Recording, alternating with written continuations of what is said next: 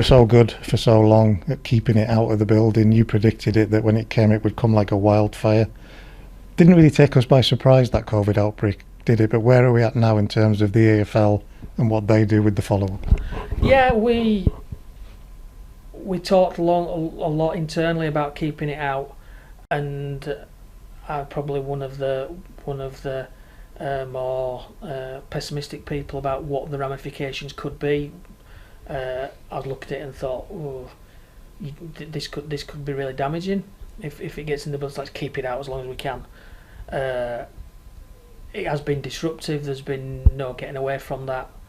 The investigation into the club is ongoing. We've done a submission to the league about all the steps that we took and where we think the issues might have been. But a lot of that is speculation, because you can't kind of say, oh, that person, in our case, that person we think may have been a source or done this and that.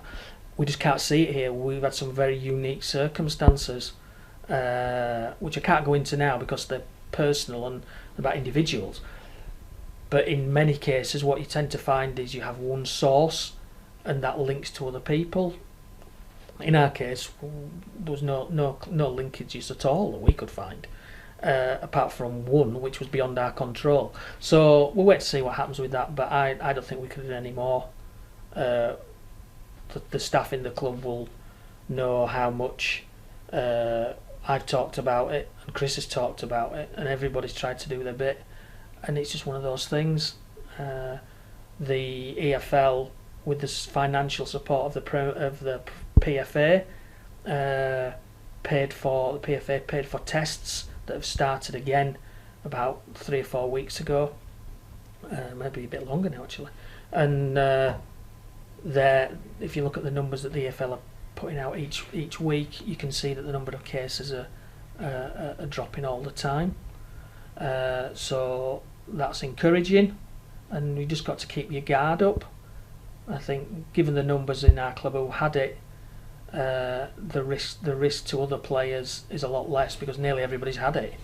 But there are risks, but that means you still can't take your eye off the ball, and we've just got to be relentless with it, absolutely relentless, because as soon as you take your guard, it's going to come and get you.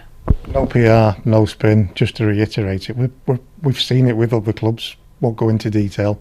We're pretty good at this, so it does come as a shock when it gets into the building, but feels almost so inevitable in a pandemic. Yeah, I think I haven't been to an away game all season. I think the last one I went to was Oldham. That's the only one I've been to. So none of the directors are going to away games apart from David, because he's related to football. So we don't kind of see what other clubs are doing. You kind of look on forums and see comments that people have went, and you kind of tell us what your experiences are. And each club is unique due to the physical nature of stuff, and everybody has a different approach. Well, I know we've had games here where you talk about essential staff coming, and there's people everywhere, and you think, where have all these people come from? And they're deemed essential for the club who's coming to our club. Everything's different. You just got to do whatever you can, and as I say, keep your guard up, be relentless with the protocols all the time.